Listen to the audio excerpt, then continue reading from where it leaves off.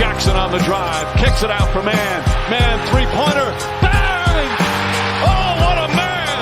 Magic down the middle, just what I thought. A hook shot at 12, good! Here's Michael at the foul line, a shot on Elo, good! The Bulls win! They win it! Now there's a steal by Bird. Underneath the DJ, Going up over Bell, ball away. Yes! Yes! At the buzzer, he does it! Was there ever a doubt? A Smith screen, Posey will defend. Oh!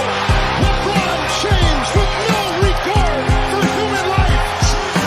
It's a physical game. Oh, me, oh, my! A monster jam by Blake Griffin!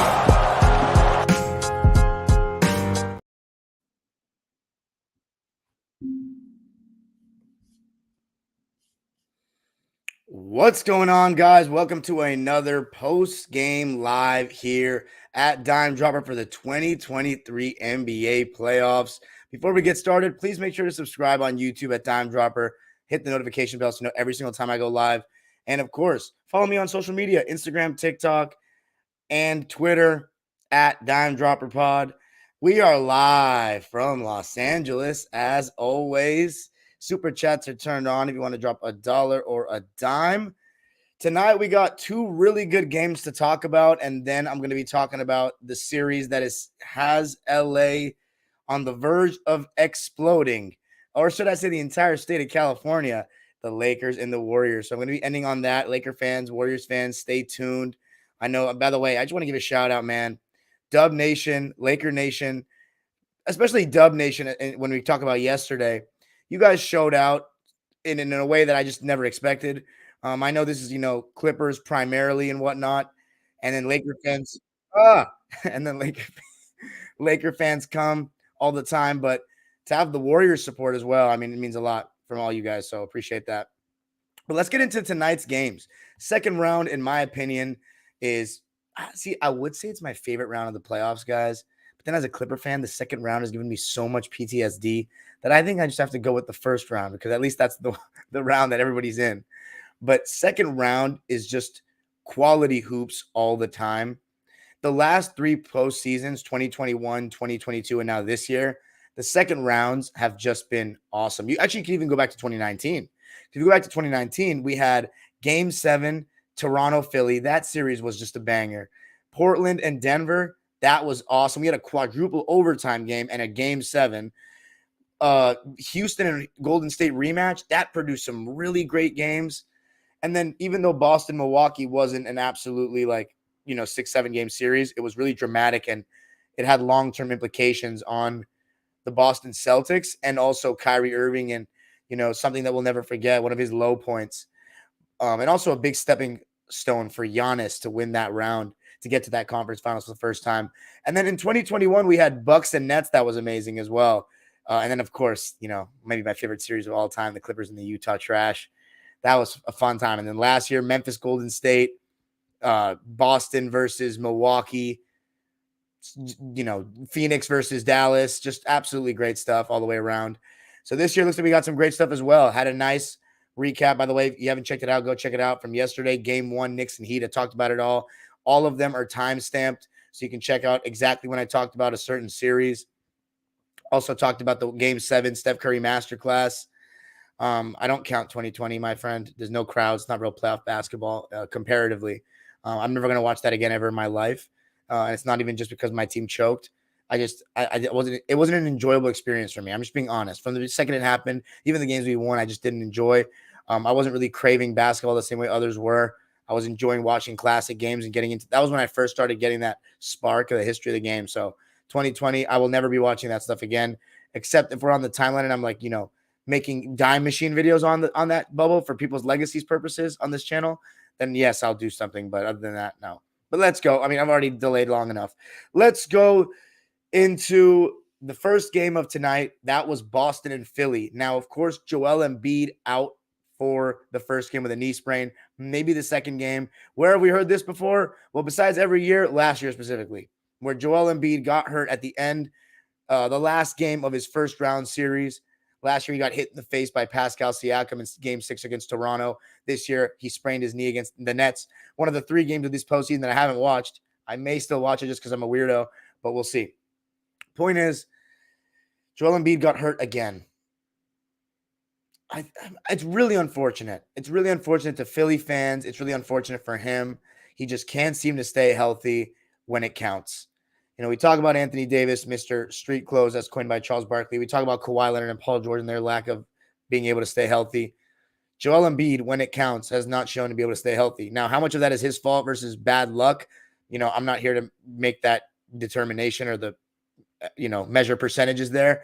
But I've gotten a lot of people say that Embiid doesn't help his case by flopping and flailing all over the floor like a fish. I really like Embiid's game. He's an absolute monster. But regardless of what you think, how much is his fault versus how much is bad luck, the fact of the matter is, similar to Chris Paul and now similar to guys like, I don't know, Kawhi or Paul George, this is more unique to me because Embiid is like in the smack dab of his prime, and he just can't seem to stay healthy in the playoffs. Like, it's just, that's part of the equation. I don't care how much skill he has in the regular season if he can't stay healthy in the playoffs when you compare him to the greats of the game. Now, the only reason why I'm bringing that conversation up is because I really saw this man, the white guy that shot poorly every time the Clippers needed him, I'm not going to even say his name, that everybody seems to love because he's an expert on the modern game, and I will give that to him. He's an expert on the modern game. When it comes to history, he literally is just a voice, I think, of people that just think the past sucked and just love this era. I think that's what he is. He said that Joel Embiid was as good as Wilt. You got to be crazy. Joel Embiid is a better shooter. You can maybe argue he's a better scorer because he's free throw shooting and what they're allowed to do, but the game was very different in how it was called. Wilt Chamberlain played against a lot better centers overall, and I don't even need to, let's be real. For people that say, what do you think Joel Embiid would do in the 60s? Dude, I don't think with the lack of, massage therapists and muscle activation guys and all these things that you have, and plus the modern surgeries and, commercial flights, those shoes, everything that they had to endure with Joel Embiid's body. If you want to just do the time machine game, he's not lasting more than 5 years. Like, Wilt Chamberlain played 48 and a half minutes average in a season with a higher pace than today's game. Like, you can't, it's so disrespectful. Like, it's so unbelievably disrespectful. This guy won championships. Just because Will Russell gave him the business doesn't mean that, and that's his team giving him the business, not individually. You know what I'm saying? Wilt Chamberlain is a monster. You got to see the kind of stats he was putting up in the playoffs when it counted. So, and I hate this. I hate doing this. I hate doing this with Embiid because it disrespects him as well in his game. And I don't like the hypotheticals. But don't tell me, we got to compare them at the same time. You got to, what you were in your time matters as well, regardless of what you think of the talent, which a lot of you people that discredit the 60s talent, you just don't know the players. Like, it was a smaller league, but there was a lot of talent spread out among those teams. If you go to the 90s and you subtract 10 teams and you just have the best 20 teams, that's a lot of good players, really, really good players on each team. So in a sense, you had 3 or 4 like people always say, Bill Russell had 4 Hall of Famers on his team, whatever. A lot of other teams had 3 to 4 Hall of Famers too. But anyway, not the point. Speaking of which, I'm actually happy that I brought up Joel Embiid and Wilt Chamberlain and all that, because this series holds a lot of historical value here. The Philadelphia 76ers and the Boston Celtics have played each other more than any two teams in the history of basketball. It's one of the greatest rivalries we have in this game. There's a deep hatred between these two teams, and also just, it spans generations of different eras of Celtic and 76ers basketball with Wilt Chamberlain and Bill Russell in the late 60s. Some amazing duels, Sixers winning 1 time, Boston winning 3 times. And then you had the 80s with Larry Bird against the Doctor. And then in recent memory, you had 1 time, I think, with Iverson and Pierce. And then 2012, we got a little bit of it.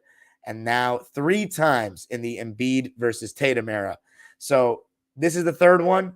No Embiid to start the series. So you looked at the game like the Celtics have to go out, stamp their authority, don't take it for granted, and take care of business. Step on their throats, don't let them get confidence.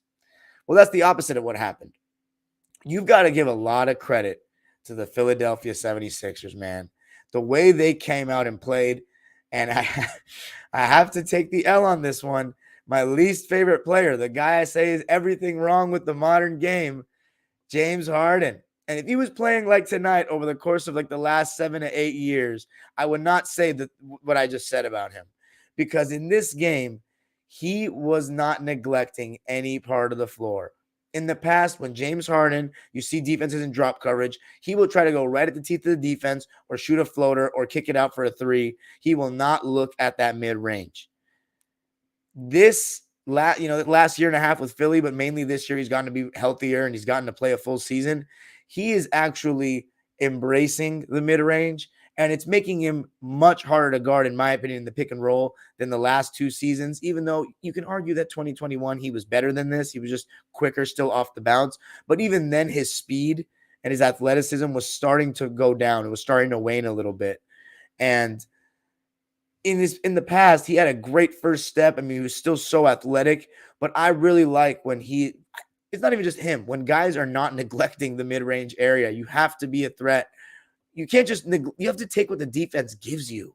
And with Harden, my problem, besides, a lot of other things, was what he's going to do. It's hard to stop. It's very hard to stop, to try to get him away from having 2 feet in the paint and preventing an open three.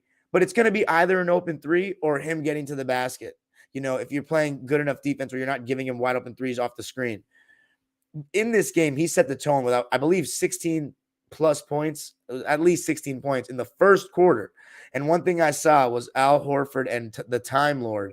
They were dropping too deep in the drop coverage, dropping a little too deep. A little too deep is an understatement. We saw a little bit of that hurt with Trae Young late in that series, and anyway, I keep looking at the comments and it's distracting me. I got to not do that. But by the way, the Boston Bruins blew a 3-1 lead. I mean, I have some really good friends out in Massachusetts that are big Bruins fans. I feel sorry for all you guys, but all the other ones, oh, man, Boston, man, don't take this L. I'm actually kind of pulling for the Celtics a little bit now. Don't take this L. The way James Harden was playing, it's possible. He was getting great stuff. And I got to give credit to the 76er role players. They really brought it. And they have brought it in the playoffs thus far, in the Nets series and now tonight. And with Boston, this was not the defensive intensity, the attention to detail, the focus that I have seen from them at times in the playoffs. Very much lackadaisical, getting over screens.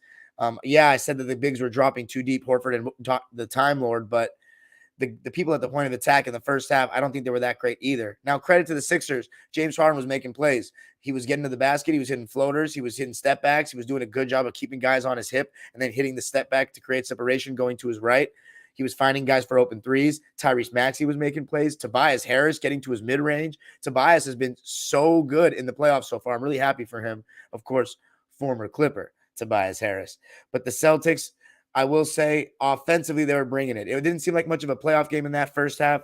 Now, credit, high-level offenses doing their thing, but you expect better from two teams that are more defensive, considered more defensive-minded, at least in the Nuggets and the Suns, who had the slugfest tonight. So that was pretty interesting. It was a complete opposite of what you expect. With Boston and Philly, East Coast basketball, historically, you expect a little bit slower, a little bit more of a grinded-out kind of defensive-minded game.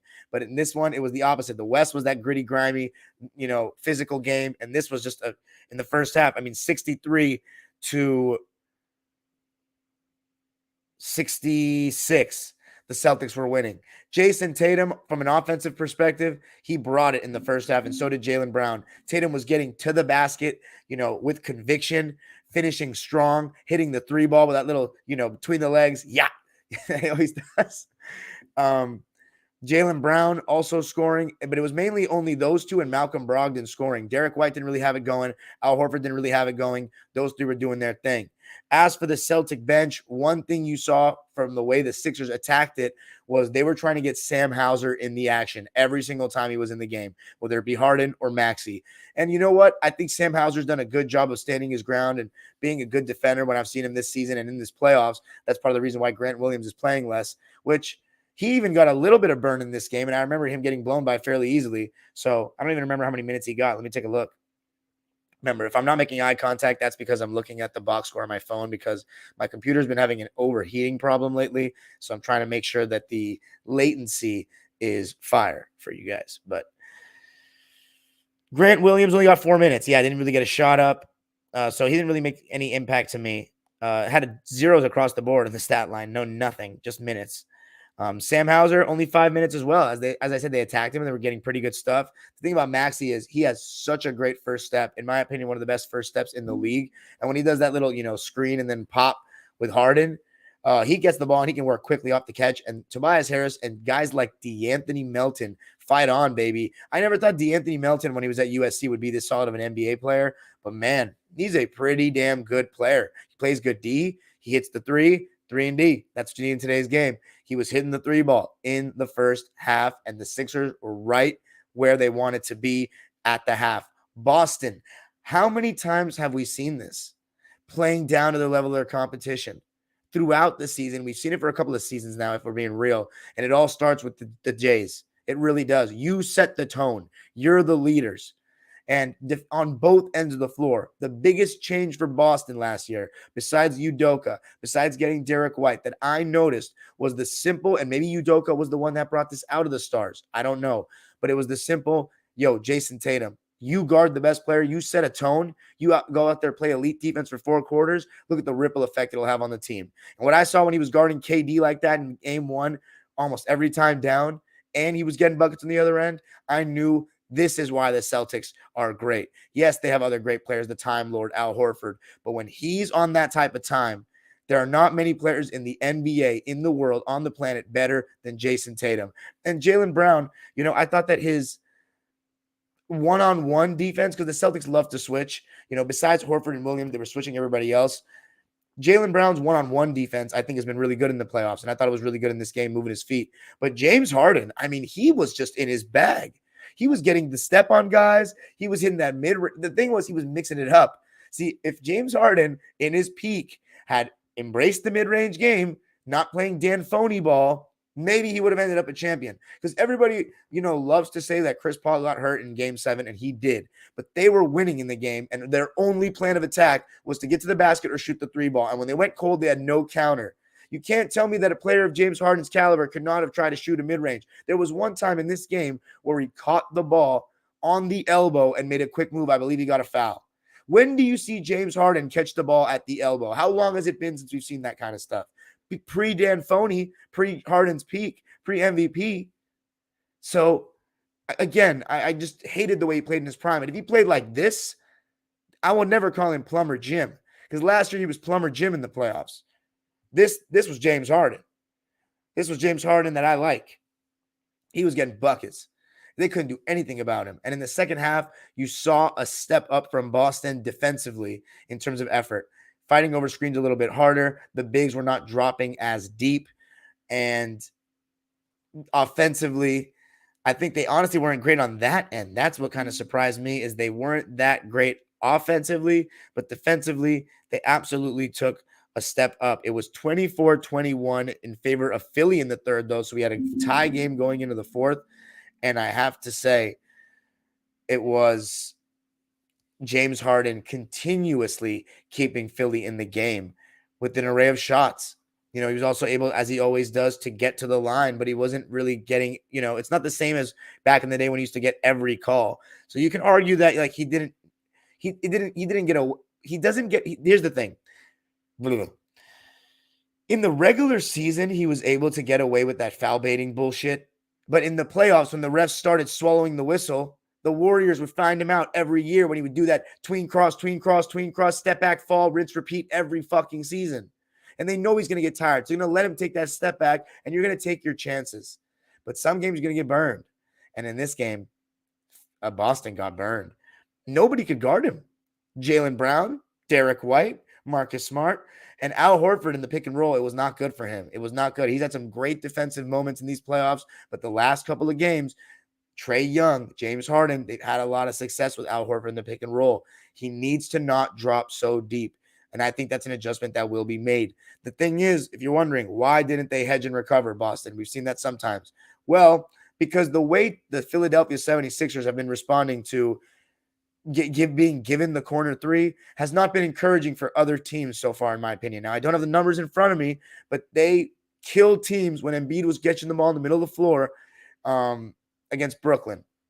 And it's not just the corner 3. It's Maxey, Harden, and Tobias' ability to attack closeouts and get into the in-between game. Now, Harden, obviously, you don't think of the in-between game with him. even though I've talked about it tonight. But Maxey's got a great floater. He has an amazing layup package. In the first half, I think it was in the second half, he had a couple of amazing finishes going to his right off the glass where he was, deeper than just, inside the key going to his right. Just some nice borderline floater layups, whatever you want to call it. It was beautiful. He has an amazing layup package, Tyrese Maxey, and he's got a great first step.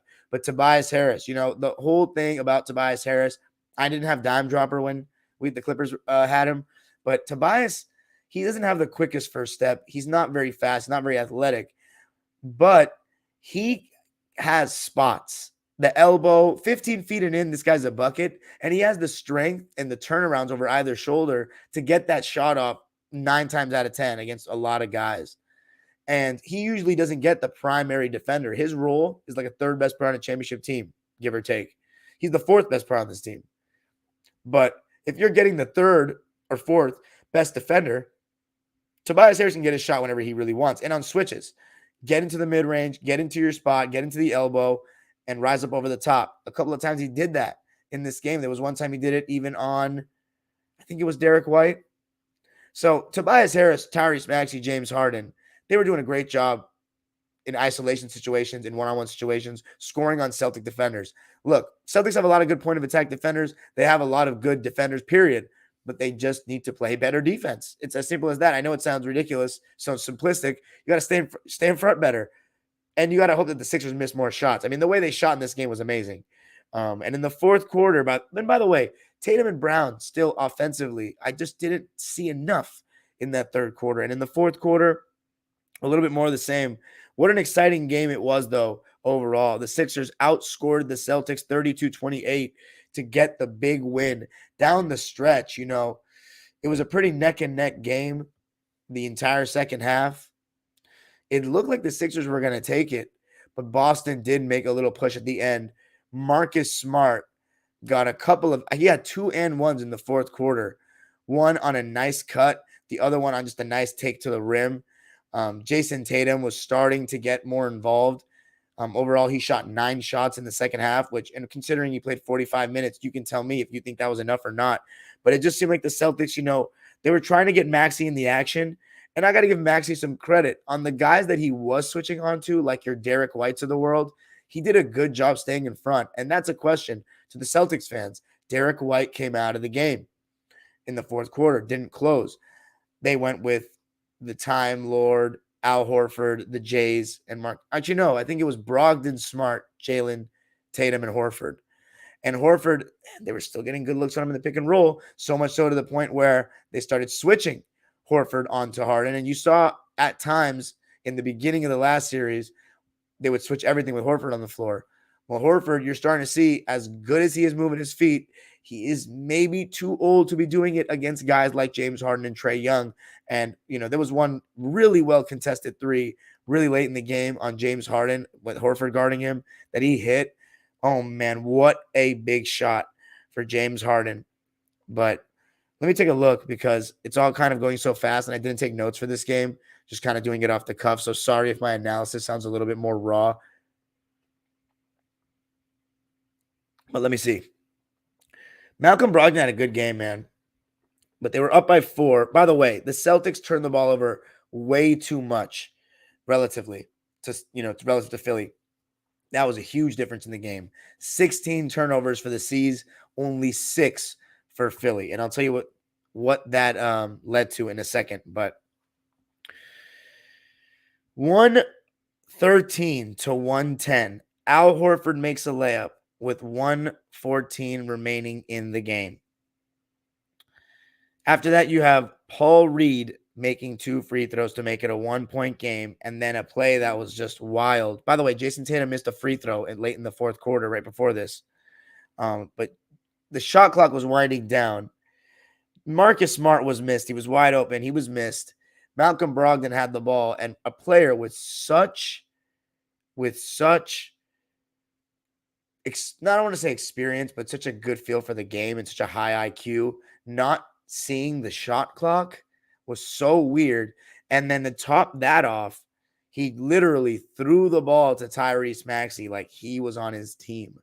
and Maxey had a wide open dunk. And the crazy part is the shot clock was going to expire. You would have rather at that point, if you're the Celtics, have a shot clock violation than to throw the ball away like that. And they got a layup. And I got to give the Sixers credit for one thing, even though their defense wasn't that great in the game. But with Paul Reed at center, they didn't really have much rim protection. So they had to just, they relied on switching everything and just staying in front. And they did a decent job, better than you'd expect, at least, in the second half. And I also want to say they threw out some zone in there, some matchup zone that would start at 2-3, and then sometimes they'd go into man. And it looked pretty good for some stretches. But there was one when Marcus Smart got one of those and ones late, got Horford at the high post, nice bounce pass to the baseline. Beautiful.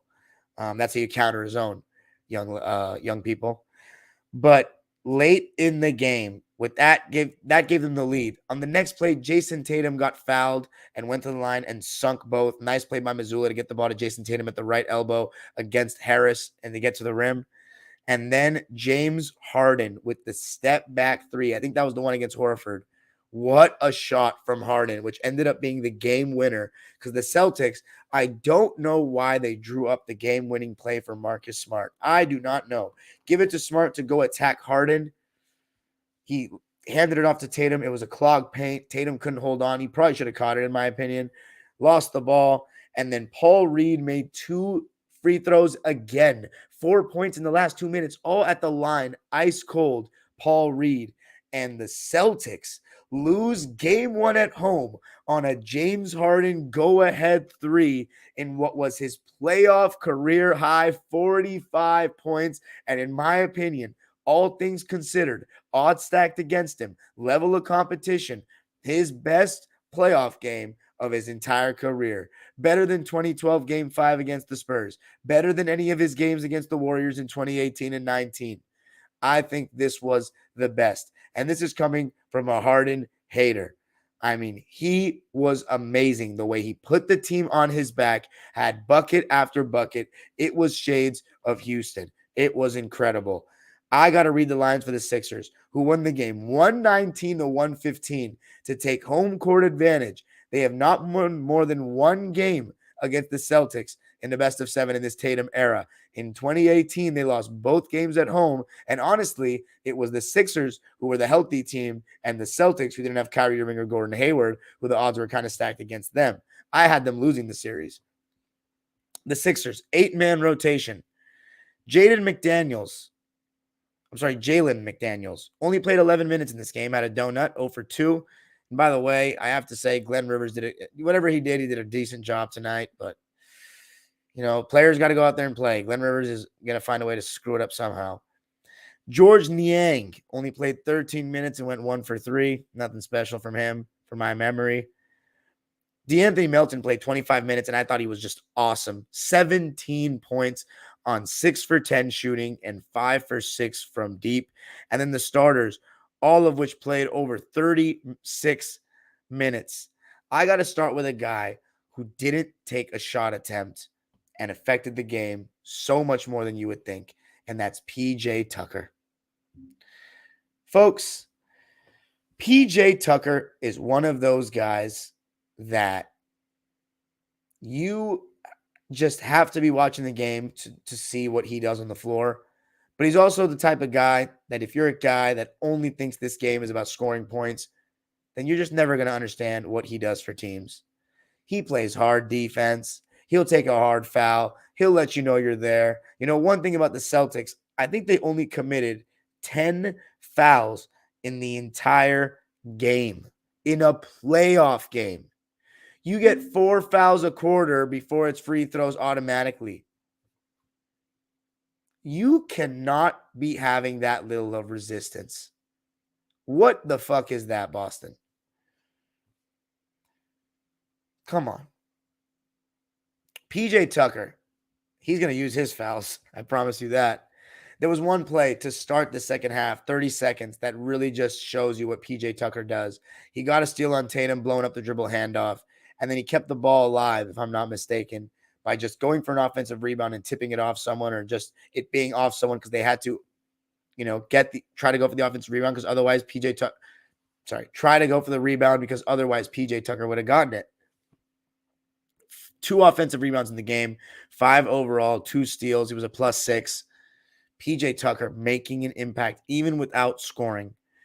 Paul Reed, 37 minutes, 10 points, 13 rebounds, 3 of 4 from the field, and 4 huge free throws. His only 4 free throws of the night in crunch time. What a big performance by Paul Reed when the team needed him. And then the other 3 guys that are capable of scoring 20 plus every night. Tobias Harris, he played a team high 42 minutes. Another really solid game for Toby. 18 points, 5 rebounds, and 3 dimes. 8 for 16 from the field and 2 for 5 from 3. I don't know about tonight because I wasn't really watching the game from a Sixers or Celtic perspective. Actually, I was watching the game from a Celtic perspective, not Sixers, because the Celtics had everything to lose. So don't worry. I'm going to get into them in terms of why they really lost in a second to end it all. But as far as Philly, I wasn't really paying attention to their individual defense as much. But in the playoffs, Tobias Harris has been good defensively. And in this postseason, he has stepped up his stats from the regular season. In that Sixers series, he shot 57% from 3. 57% from 3, 20 points and 9 boards. So he's brought it so far. 18 points in this game, 5 rebounds and 3 dimes on 8 for 16 from the field, so 50%, and 2 for 5 from 3, 40%. Great performance from Tobias. And then Maxey, while he didn't have it from 3, he was only 2 for 9. He had 26 points and 4 steals on 10 for 24 shooting, 4 of 4 from the line. Just amazing finishes going to his right, and he's just such a fun player to watch. Tyrese Maxey with a big performance, but none bigger than James Harden, who had his best playoff game of his career. In the mid-range, finding guys for open shots. The pass he had to Tobias Harris, who, by the way, made some big shots in the fourth quarter. Usually, the one thing about Tobias, I noticed with him being on my team, he would fade away as the game went on. That was when it was Lou Williams' time. And I would always get mad at Tobias for that, even though one time he did make a game winner against Charlotte before he got traded. But in this game, big shots. That kick out he got from Harden, top of the key 3, was huge. What a pass from Harden, though, by the way, on the drive. I mean, James Harden just was showing the full repertoire in this one. And the fact that he was able to, diversify his shot profile made him that much scarier. But 45 points, a playoff career high, 6 assists, 2 steals, only turned the ball over 3 times. I don't know about only, but 3 times. I don't know about only, but 3 turnovers. Hey, at least it wasn't 4. It's not, we've seen it worse from Harden. Let's put it that way. 17 for 30 from the field. Wow. That efficiency is amazing. He has not shot the ball like that in a playoff game against this level of opposition. And then 7 for 14 from 3, 50%. That step back, that side step, it was working. Prime. The classic tween cross step back. Only 4 free throw attempts, by the way, and the Sixers shot 12 free throws, and they made all 12 of them. 4 for Reed, 4 for Maxey, and 4 for Harden. What a performance from Philly. They shot the ball so well as a team. The question is, will they be able to do that in another game without Embiid? I don't know. 50.6% from the field, 45% from 3, and 100% from the line. So they had a 50-40-100 game as a team. And let's talk about Boston. Go through the stats before we get into the big picture. 9-man rotation. Grant Williams, as I said, 4 minutes, donut. Sam Hauser, 5 minutes, donut. The Time Lord, 20 minutes, 6.7 boards. He was a +8, but I think he was still dropping too deep, in my opinion, at times.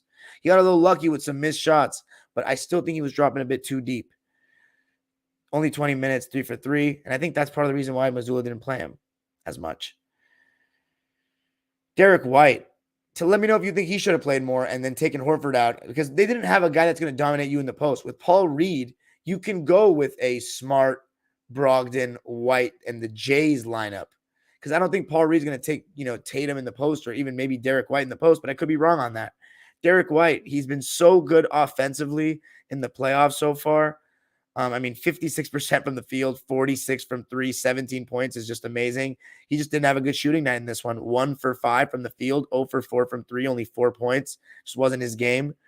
And defensively, he didn't make the impact that he usually does. He still had some good defensive possessions, but just not the impact that he usually has. Malcolm Brogdon, 20 points, 9 for 16 from the field, 2 for 6 from 3.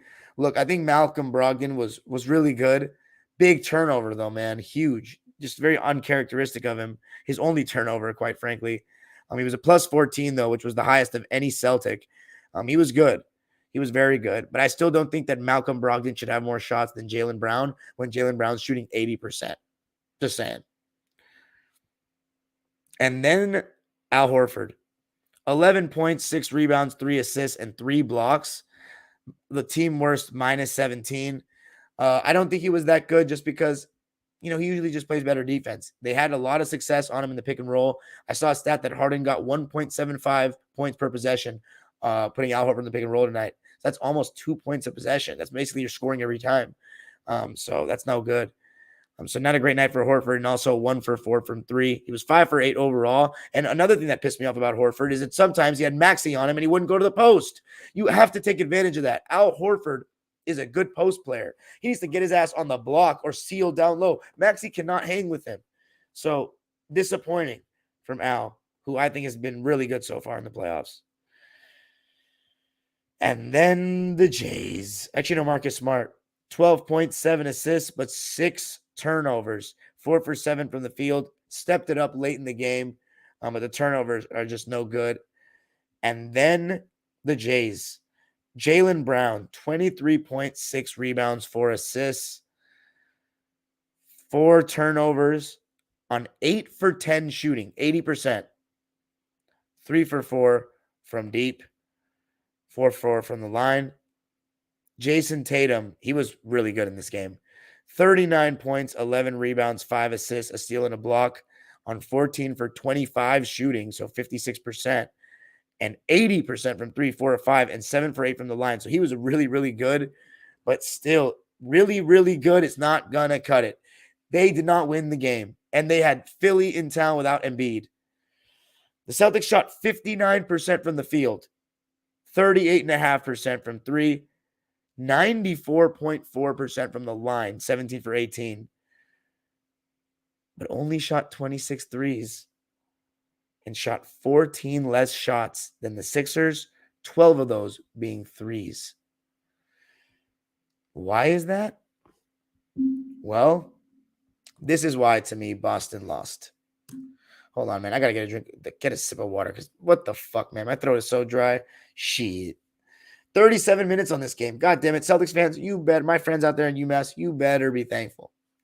And all my Celtics fans I have. I don't know how many people that are actual Celtics fans that I have on Twitter actually listen to Dime Dropper, but hey.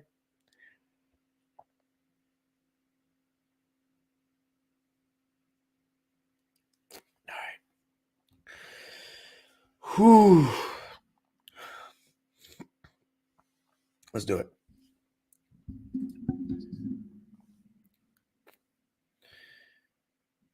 We've seen this from the Boston Celtics all season long and throughout the last couple of years.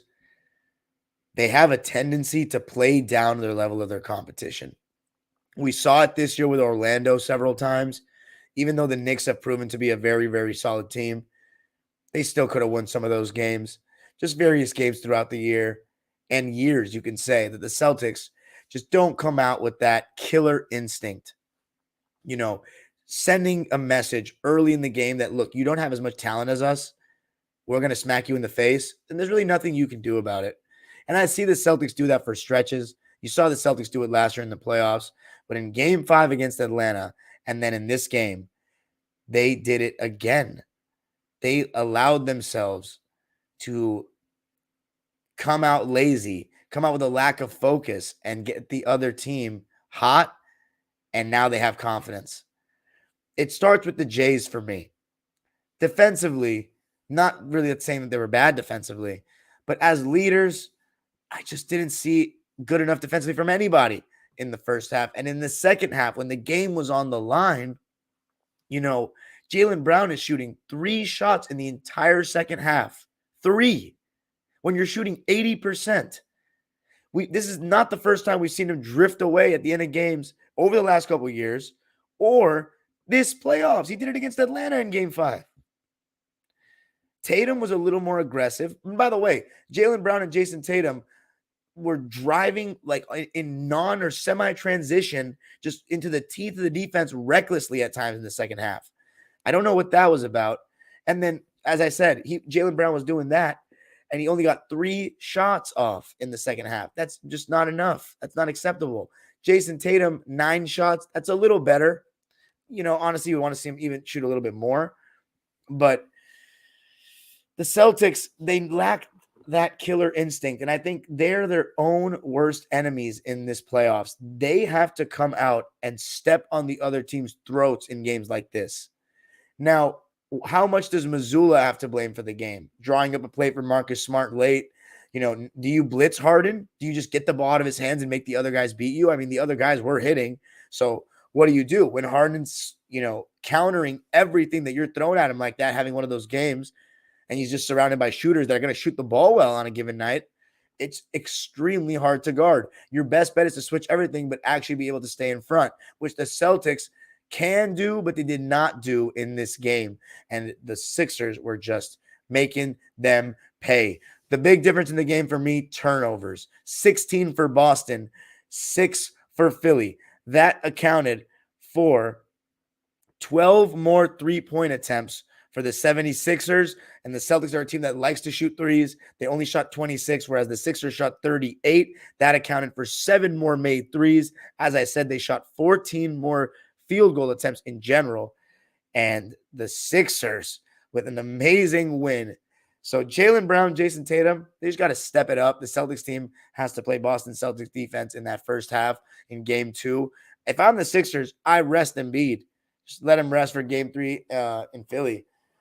And Boston's got to go out there and smack him in the face. I need to see a blowout, not just a win. I need to see a blowout, just like we saw last year in game 2 against Milwaukee. But we'll see. Now, let's shift gears and talk about the Nuggets and the Suns. Oh, whoops. I forgot Katie doesn't play here anymore. So let's go back home. I'm saying that for the people that are watching on YouTube, by the way, audio people. But let's talk about the Suns and the Nuggets. So this game was actually kind of a slugfest. Both teams were playing really, really good defense. Got to say, I was impressed with Phoenix's defense.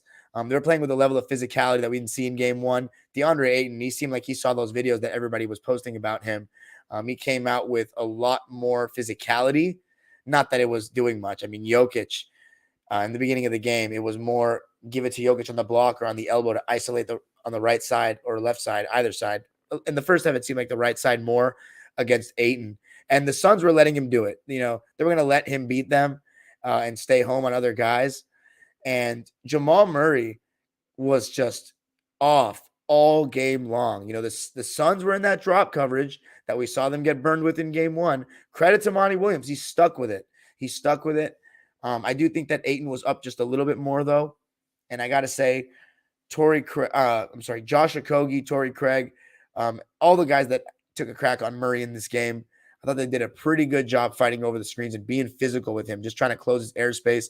It was a night and day difference, in my opinion, from game 1. But I will say this, too. Murray got a lot of the shots that he normally makes and just missed. And was also not making the best decisions himself. But a lot of those shots he's going to make. But you got to give the Suns a little bit of credit as well. Okogie played 22 minutes. Craig only 11. Damian Lee got 26. Suns fans, if I have any that are listening, let me know what you think of that. He had 6 rebounds, but 0 points. It was a -5, and he was 0 for 5. So I don't know. That doesn't look like a very good stat line, but maybe he was one of those guys guarding Murray better than I saw. Again, I was looking at this game from a Nuggets perspective because they had to get the job done. Defend home court. Actually, I don't know. I wasn't really looking at it from anyone's perspective. I was just kind of watching, observing what I could from both sides. But one thing I saw from the Suns as well, made an adjustment. Cam Payne. I said he should play. Now, he didn't really make me look that good. I'm not going to lie. But I did say he should play, and he did play in this game. But Aaron Gordon, one strategy you also saw from Phoenix in that drop coverage was if Jokic gets the ball, just make sure you rotate off of whoever is guarding Aaron Gordon, or rotate off of Aaron Gordon. Let AG shoot that open 3, and for some reason, he was having more hesitancy than he did in game 1 with that shot. I don't know why. There was one time where he shot in the right corner and he made it, so I don't know what he was hesitating for. He has to keep the defense honest, Aaron Gordon. He has to, because he's been shooting the ball well this season. So he needs to continue to believe that. But Jamal Murray and Michael Porter, they weren't hitting shots. Chris Paul and Kevin Durant weren't hitting shots. CP3 in the first half, he was getting to that right elbow over and over again, that right elbow that has become his bread and butter for years. And KD, and he was bricking. And KD, I have to say, Aaron Gordon was doing a hell of a job. Hell of a job. And you know who else has been doing a really great job defensively? And I've noticed he's a great defender and a confident player, I might add. Christian Brown. Dude, the white Americans may be making a comeback here. Austin Reeves, Caruso, Kennard, Christian Brown. You know, it seems like a lot of the it's all the white guys are the Europeans. The white Americans making a little bit of a comeback. Christian Brown, really physical, good defense. And the thing about KD, I said it last year, I'm going to say it again. When you get physical with this guy and you get in his jersey and you put, size and length on him, he does not look the same. He gets uncomfortable. He may still shoot a good percentage, but he's not dominating. The only time I've seen him do that is against PJ Tucker in 2021. KD did not shoot so well in this game. But the thing is, the Suns' defense was so good and Murray and Porter weren't hitting that the Nuggets were down by 2 at the half, 42-40. Third quarter, things started to get a little hotter. 31-30, Phoenix won that quarter, and that was because it was a back and forth between Jokic and Booker. Nikola Jokic was a beast in isolation in this game. Kevin McHale would be extremely proud of the way he was dominating Ayton. And it's like, look, it's not even bad defense on Ayton's part to me. Jokic was hitting him with the jump hook, the floater, the little, push shot. I mean, a turnaround over the left shoulder. He was just giving him a little bit of everything. His array of pump fakes, his amazing footwork. He's so methodical, and he literally cannot jump over a dictionary or an atlas. He can't jump. It's insane. But he's 7 feet tall, is really strong, has amazing skill, touch, and feel for the game. I mean, some shots, there were times where Ayton was bumping the shit out of him. They should have gotten fouled, and they were pretty lenient in this game. They were letting things slide. There were a couple of times where Ayton bumped the shit out of Jokic, and he just threw it up there, and he still got it to go. I mean, what a player. And I'm so happy for Jokic. I said it in the last episode, but people do not understand what Murray does for Jokic in the playoffs, the threat that he takes off of him. Because when you have no Murray, you'd rather just do what the Nuggets did tonight. Just give the ball to Jokic and get out of the way. With Murray, you have that pick and roll threat, that two-man game where even if Murray's not shooting well, you have to account for him. You can't just let him get open shots or just stick on a Jokic when the screen is set and let him just have a line drive to the rim. Now, there were times where the Suns were letting him do that, but bringing a defender over, and as I said, leaving Aaron Gordon open. And it was kind of working. But in the third quarter, something happened that really changed the game, and that was Chris Paul injuring his groin. As someone who has been a part of many a Chris Paul injury in the playoffs as a fan, I do feel super sorry for the guy because I don't think anyone really wants to win a championship as badly as he does. It seems like the way James Harden's acting, though, he really wants this. But Chris Paul, I know, his personality. He was on my team. He was the face of my franchise. He wants to win so bad, and it's just sad. It always happens to him. But as I say, with Embiid, durability is part of this sport. It's part of greatness. And Chris Paul, he struggles to stay healthy in the playoffs, but he's also old. And the sad part about CP3 was he was just starting to get going in that second half, getting to his right for that right elbow jumper in the pick and roll. And I'm going to say this again. The Suns were getting really good looks for 3 quarters with Jokic in drop coverage. Really good looks. It's problematic. But I'll say this about the Nuggets' other defenders. The point of attack guys, KCP, Gordon, even Murray in this playoffs have shown some decent defensive moments. And then guys like Bruce Brown and Christian Brown, they've really saved Jokic. Because if he didn't have good point of attack defenders, they would be getting whatever they want. And the Suns were getting good looks. But Devin Booker, I mean, this guy, how many games is he going to shoot amazing? Like in this game, 14 for 29 and 4 for 8 from 3, 3 for 3 from the line. Like this guy's just had efficient shooting games in every game. And going to his left, that stop and pop is just absolute money. He's doing it in so many ways, off the catch, isolation, between the legs, get to the rim, stop on a dime, pump fakes, patience, getting to his spots. And the great thing about Devin Booker is everything inside the arc is his spot, and he can hit threes. The dude just doesn't seem like he's missing much right now. It's crazy. And let me be real. He's playing with more confidence, more desire, and more consistency than Kevin Durant. Kevin Durant has not looked like the best player on this team in any playoff game except for maybe one. It's embarrassing right now. It really is. He's so timid. I'm just going to play in the flow of the game. That's been my biggest thing with KD. And it's funny I'm saying that. He shot 27 shots tonight, but part of it's because he played 44 minutes. He better be shooting that with that trash ass supporting cast. And that's the thing.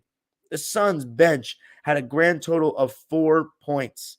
They tried 6 different guys, none of them being TJ Warren, by the way, which is insane, or Terrence Ross, who could actually score. So Monty, I don't think you're utilizing the depth properly. What has Damian Lee done? I have to watch the defense against him because maybe he was playing better defense than I saw. But offensively, he adds nothing. Campaign didn't have a good shooting game, but I would still try with him. He has to make that mid-range, though. They're going to go under the screen because they don't want him to get downhill. He has to make that mid-range. It's what he was hitting in the playoffs in 2021 and the 3-ball. Biyombo is poor offensively. Torrey Craig, only 11 minutes. I don't get that. Why did they bring Torrey Craig off the bench? He had such a good series against us. Why would you do that? I don't know why. Okogie starting again. Suns fans, you let me know. But fourth quarter, the Suns went into it up by 3. They only scored 14 points in the fourth. 14 points. No Chris Paul means it was going to be the Booker and KD show. Because, again, they don't throw the ball to Ayton down low. They don't. Ayton, by the way, in the first half was hitting shots in that pick and roll. Those little push shots. Very efficient. He was actually playing pretty well. But he went away. As always, in the second half, the team goes away from him. Devin Booker was getting off. But one thing I noticed about KD, he had a stretch. I think it was 73-78 they were losing. He had 2 buckets in a row. One was taking advantage of a post-up against Bruce Brown, who, by the way, every time Bruce Brown is guarding KD, he needs to go 15 feet away mid-post every fucking time. Stop wasting possessions. But, I want to let Book do his thing. It's his team. That's KD's mentality, it seems. How about when he has Aaron Gordon on him? He can't get anything, huh? Aaron Gordon had his ass on lock tonight. He was getting physical. He was contesting everything. He's a great guy to guard KD because KD can't bump him. He can't get physical with him.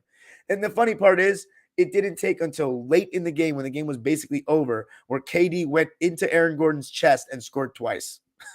Too little, too late, my friend. Every other time he had Aaron Gordon on him, he didn't really want the smoke in the fourth quarter. D-Book started missing some threes, and the 2-man game between Murray and Jokic came to fruition. And I think Murray, who had only 4 field goals made in this game, hit 2 of those. 3 field goals made in this game, hit 2 of those in the fourth. And he was finding Jokic for some open shots. Jokic was giving him the whole package. Hit 2 threes, his floaters, finding other guys. KCP was phenomenal in this game. Big threes in the second half. Huge. He was 4 for 4 from deep in the game. And with that 2-man game, with Jokic being the best player on the floor tonight, the last game it was Murray. Both games, a Nugget is the best player on the floor. They get much better from their supporting cast. That is just better. And you don't get enough from the Suns. The Nuggets win it 97-87, holding the Suns to a measly 14 points in the fourth quarter to their 27.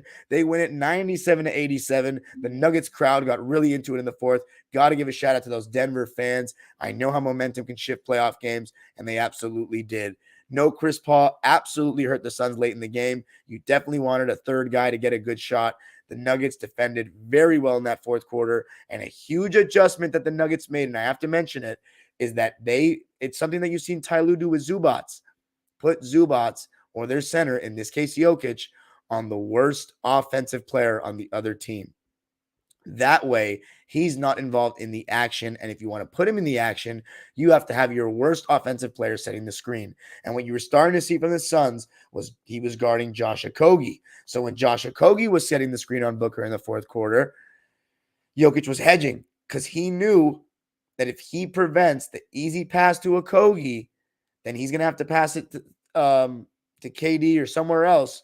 And they weren't going to leave those guys. He would have then time to recover to Okogie. And if you can do that on the sideline, like we saw against the Clippers in the bubble, then that's when Jokic hedging and recovering makes him look like a much better defender. And that's what you were starting to see later in the game. The drop coverage with Jokic is terrible. He can't contest anything at the rim. So that's just a bad strategy. The hedging and recovering, I don't know why we didn't see it as much in the first half for Denver. Or maybe we were and I just wasn't paying close enough attention. But I remember Jokic dropping a lot more in this game than the first game. But when he started going to that hard hedge, it was working a lot better. And when you prevent the ball from getting the easy pass to the screener and in that short roll, that's a great strategy. It's sound. It was what used to work for teams back in the day, but it was easier to make the rotation back then because the floor wasn't as spread. And you can put more as the guy guarding the screener, you could put more pressure on the ball handler when you hedge. Like you could actually bump them. Now you can't make any contact on that. But point is, there was one time where Booker did give the ball to Okogie, or one of them did. And he was literally wide open from 10 feet, wide open. And he wasn't even shooting. He was scared to shoot the ball from 8 feet or 10 feet. It was insanely embarrassing. Insanely. As a professional player, to not be able to keep the defense honest with that shot is a night. I don't know. I don't understand why you're not playing Torrey Craig when he was the one that made us pay with that shot in the last series, in the pick and pop. He was killing us. I don't know what Monty's doing. I don't usually criticize coaches, but he's been very peculiar.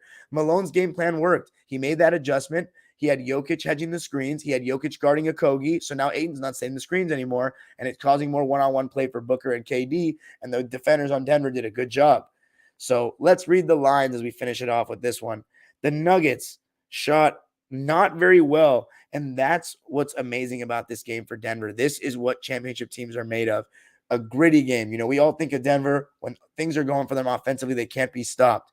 But these are the kind of wins that championship teams need to get, where things are not going super well offensively. You got guys like MPJ shooting 2 for 7. You got guys like Jamal Murray shooting 3 for 15. But behind Jokic, you still play good defense, great defense. Hold the Suns to just 87 points when that's the area where everybody's criticized you all season, had doubts about you all season. Winning those ugly games. That's what makes championship teams. That's why they're number 1 seed, and that's why they're up 2-0. Valley boys, you feeling the heat yet? Playing against a real team without injuries? Getting fucking lucky all the time. I get it. You got to beat who's in front of you, and our players are injury prone. Okay, but your day will come. And it seems like it's soon approaching. But I want Chris Paul to play. I don't want to sound like a dick. I want Chris Paul to play. I love Chris Paul still, even though he annoys me. And I don't like watching the Suns win anything. But let's read the stat lines for this game. A combined 4 points for the Suns bench.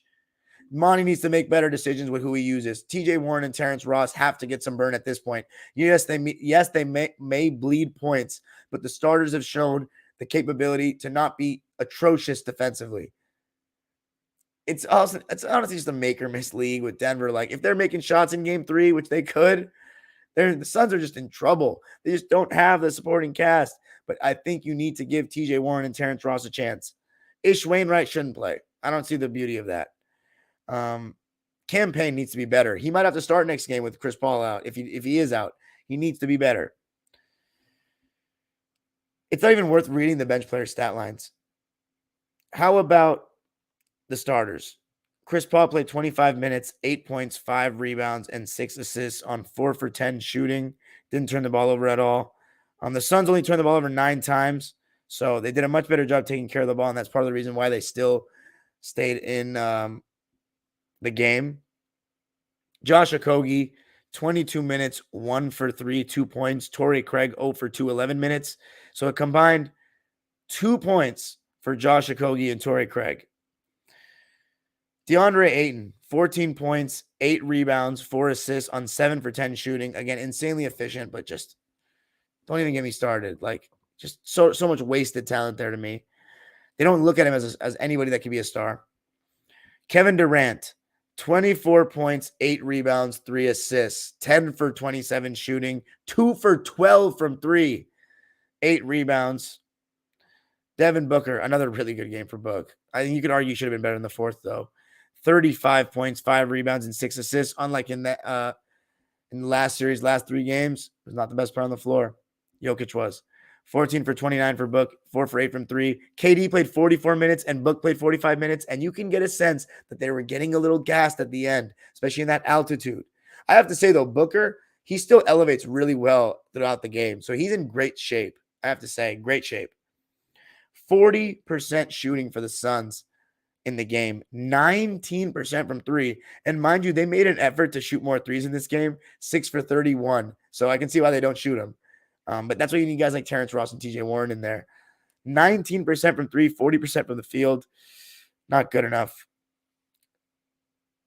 As for why they lost, so we all know the supporting cast is Dookie. They just have to do better there. As I said, Monty has to play some different guys. But you can argue Devin Booker could have closed a little bit better. Chris Paul that got hurt is unfortunate. But I'm looking at the guy that people compare to Dr. J, to Larry Bird, to Elgin Baylor, top 15 ever, the most skilled, this and that. How many excuses are we going to make for this guy because he looks amazing on the basketball court?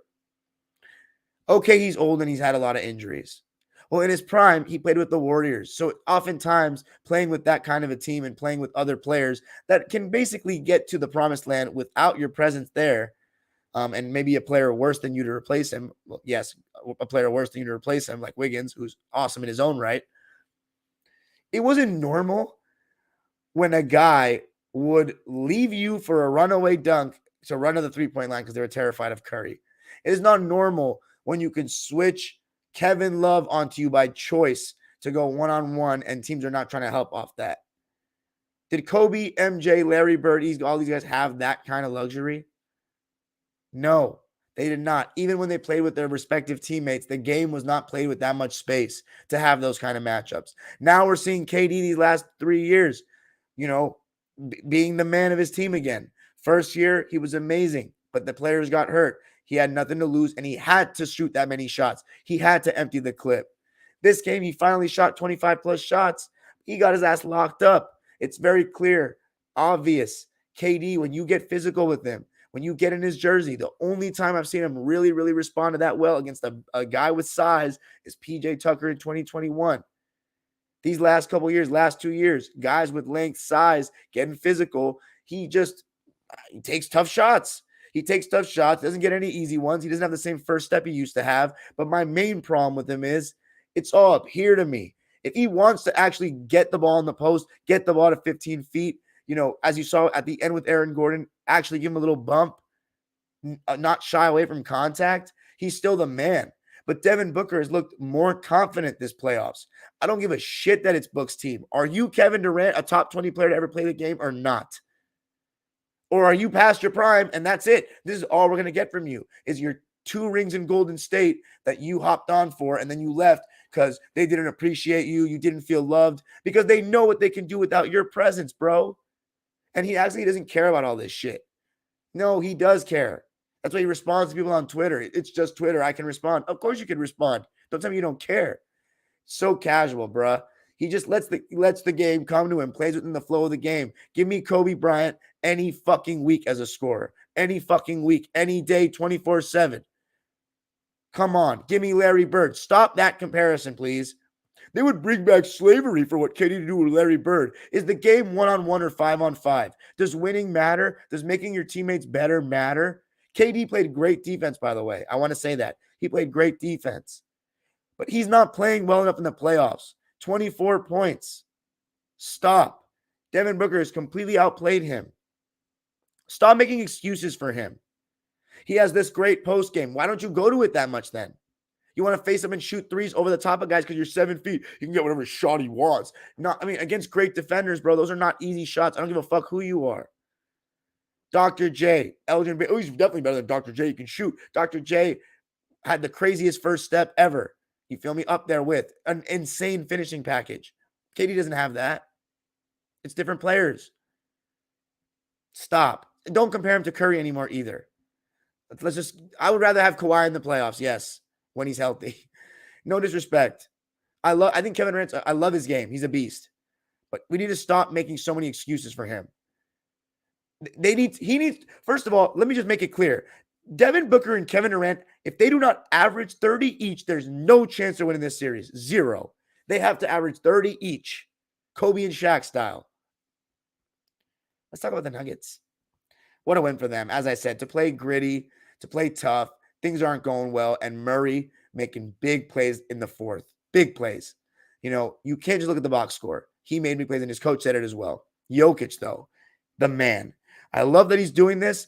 Everyone needs to see how great he is on the big stage. He is giving the big men hope that we still have back-to-basket bigs that can dominate. And I love when Jokic catches the ball at the foul line, just turns and faces, pump fakes, keep the defender guessing, and just shoots it over the top. Nothing but net. He has a high release point. It's just beautiful to watch. 8-man rotation for Denver. 16 minutes for Christian Brown, 2 points, 3 rebounds, 1 for 2 from the field, plus 15, the highest of any Nugget. That's not coincidental, by the way. Great defense from him. Really smart, too. I like his game. Jeff Green, 2 points and 4 boards, 1 for 3 from the field. He was also a plus 7, 2 blocks, and his only field goal made was a monster dunk, turning back the clock. Jeff Green, by the way, this is his 15th season. He's been around the league the last couple of years, former Clipper in 2016. I've always been a fan. Obviously, he had that heart surgery thing with Boston. Somebody came into a space with me, with Ricky G and the folks, and Andre and all them, and CL, and was saying that he's going to cost them the playoffs single-handedly. Okay. Not been bad at all so far. Bruce Brown, who's been awesome in the playoffs for Denver. 9 points, 4 boards, 2 for 5 from the field, plus 12. But KD needs to post his ass up every time. The amount of wasted possessions. Like, are you unguardable or not? I got to let my teammates rock. No, your teammates fucking your ass, bro. Anyway, the starters. MPJ. Good defense tonight. I want to say that. Which you don't get from it. You don't think of when you hear MPJ. But MPJ's improved defensively. 5 points, 4 rebounds, 2 for 7 from the field. 0 for 2 from 3 in just 23 minutes. I can promise you this. He's probably going to shoot better next game. Jamal Murray. 10 points, 4 boards, 8 assists, though. 8 assists, that's big. The Nuggets, by the way, turned the ball over 10 times, which is not too much, but it's more than the Suns. So Murray only shot 20%, 3 for 15, and 0 for 9 from 3. I can promise you he'll shoot better next game. But all that matters is he helped get the win. And without him, they don't have the same threat in the pick and roll. KCP, what a performance for the champ. 14 points, 5 rebounds, and 2 assists. That to go along with a steal, 5 for 6 from the field, 4 for 4 from deep in 41 minutes. Big time from KC3. How about Aaron Gordon? What a series he's had so far. 16 points, 2 steals, and a block. That block coming on help defense on KD. Amazing. 5 for 8 from the field, 1 for 3 from deep. He should have shot more than 3 threes, in my opinion. He was open. Got to keep the defense honest. But, I mean, just such. Finally, you're seeing Aaron Gordon in the playoffs with Murray.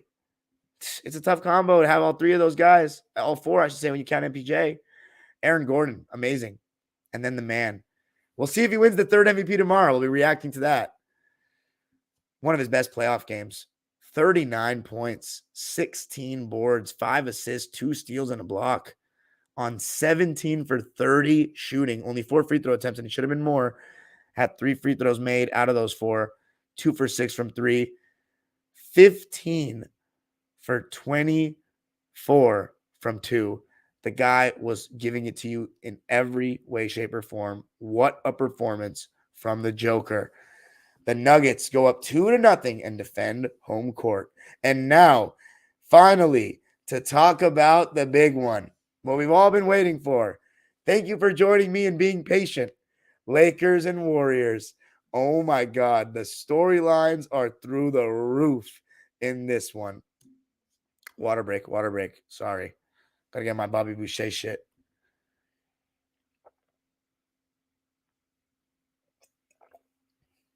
Okay. Thanks, Jay. Appreciate you guys, man. Really appreciate you. All right. Let's do this. So first of all, I don't know if I've ever seen, I know I've never seen it, but I don't know if it's ever happened, a 6 seed playing the 7 seed in the second round. The Warriors have home court advantage in the second round. When we talk about teams, only 2 teams have won below the 3 seed ever. And I said the Warriors could be the third if all things shape out correctly. They don't have to win every series on the road. They got lucky with this. Now they get one of the best home teams in the league that went 33-8 at home. I believe that's what it was. Can just win all the home games and that's it. I don't think it'll be that simple though. Stephen Curry versus LeBron part 5 on a new team. Lakers versus Warriors for the first time since 91. I have to say, this has been brewing for a while now, I feel like. It's been in the cards. It's been in the works. We had that playing game in 2021, but last year when the Warriors returned to the mountaintop, the Lakers had a disaster of a season. And when the Lakers won in the championship in the bubble, the Warriors had everybody injured. So that was a disaster season for them. So this LeBron, and then LeBron, got hurt that first year. They didn't end up making the playoffs, and they wouldn't have beaten them anyway. So this is finally, the LeBron AD era with the Lakers facing this Warriors dynasty after, Draymond and LeBron are such good friends. The fan bases on Twitter, oh my God, the toxicity levels are going to just be through the roof. I am going to be sitting there eating my popcorn, even though I don't eat popcorn at home, just watching it, laughing, just seeing seeing these fan bases implode and just reacting to what is going to be some great high-intensity basketball that is Adam Silver's absolute pipe dream. The ratings are going to be through the fucking roof, and I cannot wait. NorCal, or should I say NoCal versus SoCal. You might be thinking, do you want the Lakers to win because of that reason? I don't give a shit. I'm going to watch this game as neutrally as I can, this series as I want. I want both of these teams to not win the championship because they've won too much. But at the end of the day, the Warriors winning is less annoying for me. I'm just going to say that because I know Laker fans that are just going to give me shit. I live in LA, so you're going to have to hear it. And the worst part about it, the LeBron stands are just going to be insufferable. I may have to just go 6 feet under. The Curry stands are equal. I wouldn't say equally as annoying. They're not. They're pretty annoying too. As I say, I hate stands. I'm a destroyer of stands, as I call myself. They're very annoying. They lack objectivity, and they're not guys I want to talk to or girls I want to talk to. But the Curry ones are more bearable, and I love the way they play ball. With that being said, who cares who I want to win? It's about how it's going to go. And I think this series is going to be extremely unpredictable. I think Lakers in 6 or Warriors in 7. I don't think Lakers are winning a game 7 at Chase. I don't think this is 2016 Warriors. I think they are battle tested. I think they've taken that experience. You're not going to beat Steph Curry in game 7 at home. I don't think it's going to happen anymore. The Lakers need to take care of business in 6, and they need to win one of the first 2 home games. In my opinion, game 1. The Warriors went out and played a grueling series and had to face that game 7. The Kings made the Warriors work. They ran so much, and the Warriors are older. The Lakers took care of business, had a couple of blowouts. I think the Lakers need to go out and stamp their authority in game 1.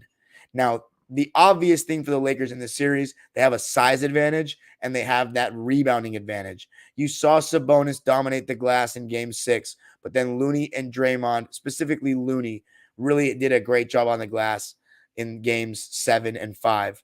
But Anthony Davis is a different entity altogether. This is not Sabonis. You can't just back up and give him 10-footers. He has to guard. Let's see how Looney guards. And listen, the guys like Jordan Poole, like DiVincenzo, even Steph Curry, LeBron is going to put them in the action relentlessly. These guys need to stand up to the task, okay?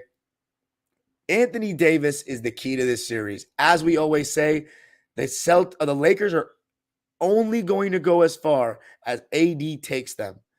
Always. As great as LeBron James is, he is 38 years old and in his 20th season. He is really good, but as you saw in Game 5 against Memphis, if he exerts a ton of energy, he just may not have as much left in the tank in the next game. Anthony Davis is in his prime. He's the best defensive player in basketball for me. He needs to dominate. The Game 2 shooting game, the Game 4, he cannot have those kind of games against Golden State. He needs to have 4 absolute monster games offensively. You know what he's going to bring defensively. And the Lakers are probably going to win this series. They have to dominate on the glass and be physical. The way you beat Golden State is you be physical with them.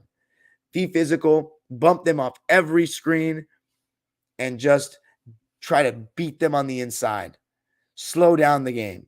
And I think the Lakers have to selectively run, run off turnovers. And that's one thing with the Warriors. They will turn the ball over. Reeves, LeBron, Vando, Schroeder, they need to push the pace the second they turn the ball over, especially with Reeves because he's good in transition.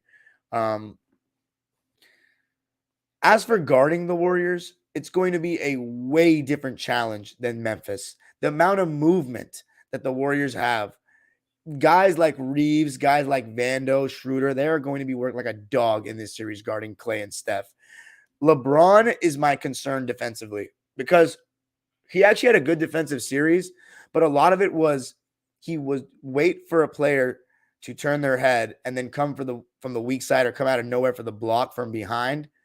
But he was also able to sag off of Dylan Brooks and David Roddy and certain guys all series. He will be able to do that against Draymond, but the thing is, they are then going to put him in the action. And do you want LeBron guarding Curry on an island at this age? I don't know if you do. I really don't know if you do. If LeBron gets away with hand checking, he can get away with it because LeBron's hand check is so strong. But if they call the fouls, he's going to get cooked. And I don't think they're going to want LeBron guarding Steph Curry on an island, much like they won't want Curry guarding LeBron on an island. Even though Curry is weirdly in those previous finals done a decent job in the post against him, but I still wouldn't bet on. I would not do this. But that pick and roll with Draymond is going to be lethal. You don't want to put AD in the pick and roll if you're the Warriors. You don't. You want to try to get into maybe some dribble handoff actions to force him to come out as much as he can, but I trust AD in a shallow drop against anyone in the league, including Curry. I really do. The rotation by LeBron and Vando, those guys has to be sharp.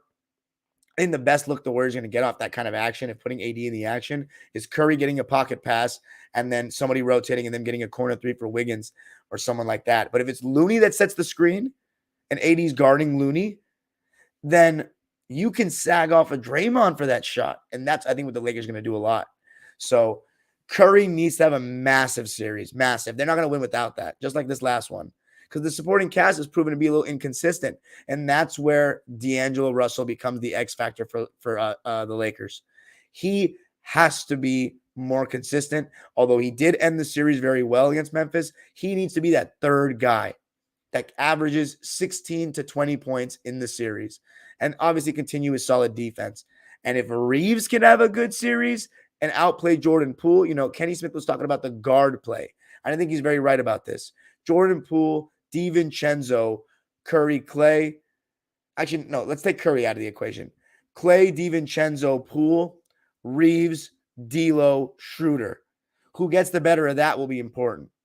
As far as LeBron is concerned, I think he's going to be pulling the strings. I think he's going to need help from those other three guys I just named, Reeves, AD, and D'Lo offensively throughout the game, and then save the tank to close in the fourth because they're going to be close games in this series. You bet it. You better bet your money on it. The question is, if I'm the Warriors, how do I get LeBron to run as much as possible defensively? That's the key. Get him to chase guys off screens. Get him to have to step up on dribble handoffs and push the pace. Both these teams played a decently high pace in the regular season, but I think the Lakers should want to slow this down. The Warriors need to play faster, get transition threes, and they need to hit their three ball. The Lakers, they're a much improved three-point shooting team, but I still don't trust it. Rui Hachimura, I think he's going to have a solid series again. He was really good in round one. I think he's going to have a solid series, but I'm looking at Wiggins. He's going to have to guard LeBron. I think there's no one better to do this. He needs to stand up to the task. He also needs to score. Ultimately, keys for the Warriors: play fast. Curry needs to dominate. Poole needs to not be horrendous. We have to go away from him. And then keep Anthony Davis and Jared Vanderbilt and LeBron, the front court basically, off the offensive glass. Keep them off the glass. I think AD will shit the bed in some games offensively. I do think he's bound to have a couple games where he's either timid or just not scoring. So mainly keep him off the glass. Get LeBron to work on defense as much as you can. And Steph needs to be big, and Jordan Poole, DiVincenzo, those guards, they need to step up. Let's see how big Looney does on the glass. As for the Lakers, slow the game down, get physical with these guys. Trust Anthony Davis in that shallow drop against Curry. Make Draymond beat you. Make other guys besides Steph beat you. Do not blitz Steph, honestly. I wouldn't, unless he's killing the drop. The problem with the drop is that Steph did against Sabonis is once AD recovers, if he's back one-on-one against whoever's guarding him, he gets into that step back like Harden was doing tonight and like he was doing in Game 7. If that starts to happen, then maybe you got to blitz him. But if I'm the Lakers, I would honestly just kind of keep AD stunting at Curry and then make him throw that pass to the roller and have LeBron, who's really good in that free safety role, kind of guess and make Curry throw that cross-court pass. Or even if the ball gets there and you want to rotate after, force them to shoot the three with Draymond or Wiggins. Wiggins should probably make it, but who knows? DiVincenzo, like some of these guys have not been making threes. Peyton, for example, totally sag off of him. If I'm the Lakers, you got to just defend home court too and come out with the game 1 win. Let's see what they can do. The one thing with the Lakers is, to me, they struggle to put together a good game for 4 quarters. And I think they did a better job of that in Game 6 against Memphis. They just beat the shit out of them. But you can go either way in this series. I've seen so many different picks. I will say this, man. This is going to be huge. This hasn't happened since 1991. And Magic averaged a triple-double like 26, 10, and 14 or something ridiculous to beat Golden State. As I said, we haven't seen this in this era. This is the 5th time we've seen Steph versus LeBron, and it might be the last time we see it. We also haven't seen AD against the Warriors except once, and that was against the Pelicans in 2018, and AD had a good series too. But again, in the playing game, Draymond did a hell of a job on AD. So this is when we're going to have to see Draymond one-on-one defensively. And I think if you're the Warriors, there's no one better to have against Anthony Davis than Kevon Looney and Draymond Green. There really isn't. You say Jaren Jackson, he was one guy. I think this is a better tandem. I think the 2 best defenders in the NBA are playing in this series, Draymond Green and Anthony Davis. But Andrew Wiggins is fantastic as well. My pick, and I've been waiting for it. Oh, man, guys. I'm going to have to say sorry. So sorry to my Laker Nation and my Dime Dropper fam. I'm going with the Warriors in 7 games. They've never lost a Western Conference series with Kerr. They're at home. Steph Curry is the best player in the series. Sorry, Anthony Davis. Sorry, LeBron. I think they're going to get it done. I think they're going to force AD to have some bad games, and you're going to see LeBron's age at the end of games. That being said, the Lakers may have him. Who knows? Who knows? I'm going with Warriors in 7. If AD's the best player in the series, the Lakers will win. If he outplays Curry, the Lakers will win. I do not think that the supporting cast outside of Curry will be bigger. If AD plays great with LeBron there, I mean, look, the Lakers have 2 of the 3 best players in the series. That's not debatable. Not even close. I think Klay Thompson will be the 4th. Then it gets tricky. Those, basically Reeves and D'Lo versus like Wiggins, Klay, Draymond, like that, those kind of conversations, there's going to be amazing in this series to listen to. But wow, what a series we have in store. It's going to be absolute toxicity. I cannot wait. It's going to be crazy. Let me know your picks in the comments. Have a great night, everybody. Now to the live subscribers waiting patiently in the chat. Super chats are turned on if you want to drop $1 or a dime. And of course, if you're the Lakers, you got to make Curry guard as well. Peace. All right, let's read it in the comments. 1 hour, 22 minutes. Let's read it. What's up, Phoenix Plays Eat? Thank you so much for the continued support. What's up, Raid? Hepatitis, see you later, says Nugs in 4. Right, it's going to be one of those toxic series ever. Jose C says, Celtics L, let's go, baby. Yeah, first time ever. This round has a team from each seed since June 28th, July. By the way, super chats are turned on. If you want to drop $1 or a dime, any donation helps. Mumet Maglior says 2020. Yeah, I already answered that. Yeah, stop. Phoenix Plays Z says, I was blushing with the way you were speaking of Lowry last stream. You're funny. Come on. Right, also says, no Plumber Jim tonight. Call him by his real name. I did. Yeah, last time Joel was fully healthy was 2020 in the bubble. Maybe 2021 if you count playing on a torn meniscus healthy. I do not. Mumet Maglior says, flopping 20 times a game sure does not help, even though some people say he fall because to land better and safely. What would Wilt do in 2020s with this tech if he's born in the 90s? Hopefully not get injured more like all the other modern players. Phoenix Plays, he says it's stupid to compare eras. Why do we keep beating on a dead horse? Ask JJ Baby Dick. Showtime Nick says Joel Embiid would retire before the age of 25 in the 60s. Honestly, he would have. Phoenix Plays, he says Boston sports has just been in shambles. Generational chokers. Okay, that's excessive. They've literally won the most titles of any American sports city in the 21st century. Fear the beard. Okay. Mumet says if Embiid played in the 60s, he would have been an easy Hall of Famer, the Maurice Stokes way. I like how you know who that is. I don't know about that. Showtime Nick says, let's now see if James Harden can follow it up with another great game. Yeah, let's see. Mumet doesn't think it's going to happen again. We have to be fair, Dime. There was no need for him to go to the mid-range before the rule changes came in. That's total bullshit, dude. In the playoffs, that didn't work. I already answered that. Mumet says, I like your flows of lives. Thank you, man. They were switching pick and rolls with no on him tonight on about 1.75 points per possessions. I said that. Father Time is undefeated. I'm very disappointed in Boston. They were the blueprint of teams that would pre-switch to avoid these type of mismatches. Even if you pre-switch, bro, I feel like they'll still be able to get it. Because it wasn't even about who was setting the screen. It was mostly about they wanted that guy on him. Again, Dime. Yeah, I'm not. Yeah. Showtime Nick says, let's not forget the Warriors won game 3 by 41 in 2018, where both Chris Paul and James Harden played, and they both played terrible. You're right. Mumet says, guys, I have a math problem. 41 people watching, but only 3 likes on the video. Feel like there's a gap. Yeah, come on. Come on, Showtime Nick. You got to just say you're right. Not some people might go and come and go in the live. Not everyone stays for the entire live, obviously. Dangleberry Sports Highlights says Harden MVP playoff Harden 45 owns Boston. Yo, sir. Taylor Made says Grant Williams underrated defender. Yeah, but he hasn't shot the ball well this season, and that's why he's playing less. That was a huge piece for them last season. Grant Williams, the way he played in the playoffs, he was awesome. Showtime Nick says, chill, it's one game. Say that if he plays well consistently in this series. You're right. I think Bucks getting eliminated and Embiid injury news lowered their focus even harder. Boston. Daniel says Sixers in 4. Classic Laker fan take. Mumet says, I had Boston first half, Sixers game. Bet the second. I saw Embiid injury news. Campaign. Showtime Nick says, I've been saying it all along with you about KD. Yep. Mumet said, yeah, didn't like Suns offense after he went down. I definitely expected one surprisingly low-scoring game relative to series standard, but not this early. Showtime Nick says, you down with KCP? Yeah, you know me. Yeah.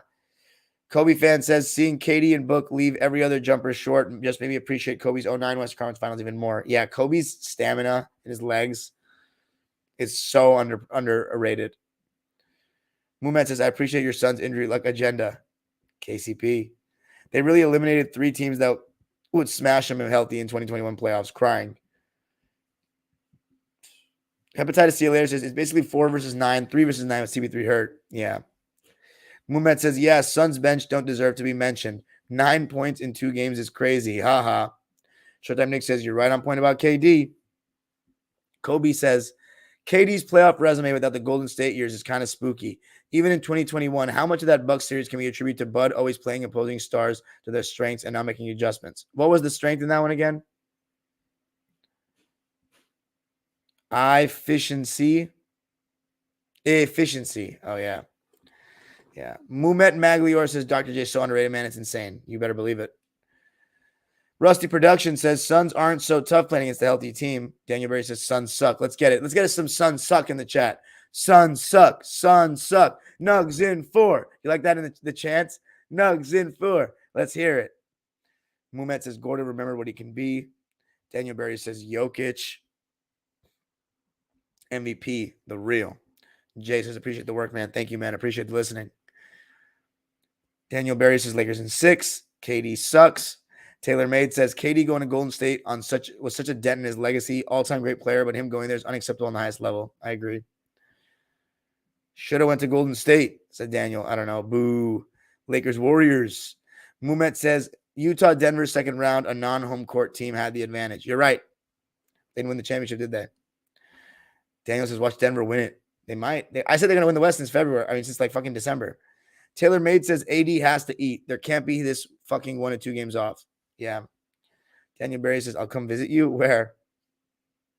Showtime Nick says, I know someone who has rooted for the Lakers before LeBron. He's acting like a Bronsexual now. He actually told me Shannon Sharp is the #1 Lakers fan. No one gives a fuck about Jack in 2023. Oh my God. What? Says, is that why Jack Nicholson got a standing ovation when he returned in Game 6 versus the Grizzlies? Hey, he's old now. What is this Damassery, right? He said this to me after the Dylan Brooks Shannon Sharp incident. I was like, he cannot be serious. I still believe he can't. He said, bro, I don't think that person's worth entertaining. Muhammad says, I'm interested to see Looney's biggest battle. Kobe fan says, how many other approximately top 10 players have faced each other 5+ times in the playoffs? Can only think of Wilt Russell, Kobe Duncan, and Shaq Duncan. Yeah, Magic and Bird, only 3. That's a good point. Pretty dope. Muhammad says, Shaq Duncan meet 5 times. Feels like it's 4. 99, 2001, 2000. I think they played in 2002, right? 2002, 2003, 2004. Yeah. 2008 as well. So maybe they didn't play in 2002. Right. I know they played in 2001. I wonder how Rui going to do it. I'm confident in Lakers controlling the pace as much as possible. We'll see, Muhammad. Taylor Made says big chess match Kerr versus LBJ. Oh man, no love for Darvin Ham. Kobe fan 124 says AD's played the Warriors twice. Oh, you're right. 2015. I can't believe I said that. Fuck, I should know better. I can't believe I forgot that series. They got swept. They should have won game 3. That Curry shot. Looney versus AD. Dre got worse since then. Yeah. Nah, Lakers in 6, says Daniel Barry. Lakers, Nuggets, Western Conference Finals again. Ooh. Heat, Sixers, Eastern Conference Finals. Get the fuck out of here. Taylor Made says, if Bron goes nuts and wins this series, we'll never hear the end. Yeah, you're right. Daniel Barry says, Suns need to step up. Yep. Kobe fan 124 says, so if Golden State goes to another 7-game slugfest, and let's say has to play a rested Nuggets in the Western Conference Finals, who do you think wins that? I'm going to go, Denver's winning regardless. Whoever wins this series is going to lose to Denver to me. Daniel says, bye. No, you thought I was going off. Muhammad says, I'm afraid of Draymond trying to beat Clutchmont allegations and end up with injuring Bron. What? Doubt it. Daniel Barry says, Harden, Curry, Jokic performance is fire. Easy06 says, I believe in AD. He's going to take it to the next level in this series. I feel you. What are you saying, man? Oh, Bruins and Wilton AD. Taylor Made says, I feel like I like this Lakers team defense, though, man. They're big and long. Golden State has a camaraderie, though. Yeah, the key for the Warriors is to stretch the defense out. Just keep stretching the defense out. Spacing big time. Daniel Barry says, everybody been hitting the groin in the playoffs. Raptors Nation says, is it fair to say Jokic and Curry are the 2 best players in hoops? No. I'm not going to diss Giannis like that just yet. Daniel Barry says, Suns suck. Nuggets in 4. Yup. Muhammad says, Suns suck. Let's go. Kobe fan 124 says, talking about the drop they played on KD that whole series. Never sending doubles at him. Letting him post up Drew on an island. I feel you. Yeah. They're stubborn with that drop with Lopez, bro. Abdul Karim Musanur says, I stay slandering the Suns. Love it. Raptors Nation says, it's funny how all those Suns fans that completely flooded the stream after Game 5 of Round 1 are nowhere to be found. Yeah, where are they? Daniel Barry says, I know, right? Fuck them Suns, says Abdul Karim Musanur. Taylor Made says, Curry bitched out going and getting KD, though, dime. He never did that. You mean just being part of the meeting? It was Draymond that led that charge. He even admitted it. Raptors Nation said, Steph leading the NBA in points per possession. So I'll pick and roll this off. No, he doesn't need to burn that to the ground. You love that shit so much, bro. It's you got to stick with your the motion is what's going to be huge in this series. It's going to be huge because you got to make the Lakers defense work. Got to make them work. And it's so much harder to guard off the ball. Lakers can play defense, load up regularly and have AD and drop coverage with the high pick and roll. But let's see how they guard the motion. Hopefully that takes Curry or AD away from the basket. All right, guys. Peace out. He said, bro, I don't care about no meetings. Steph signed off. Fair enough. He doesn't care about legacy like that, though. He doesn't care what you think. Anyway, I agree with this. I'm saying down the stretch of games, I might lose my shit if they try to bet their season on motion. They never do that, though. Kerr, when push comes to shove, he understands what to do. Anyway, peace out, y'all. Please comment on the video your prediction for the Lakers Warriors right now. Thank you so much for joining me. Love you guys. Please, do your thing.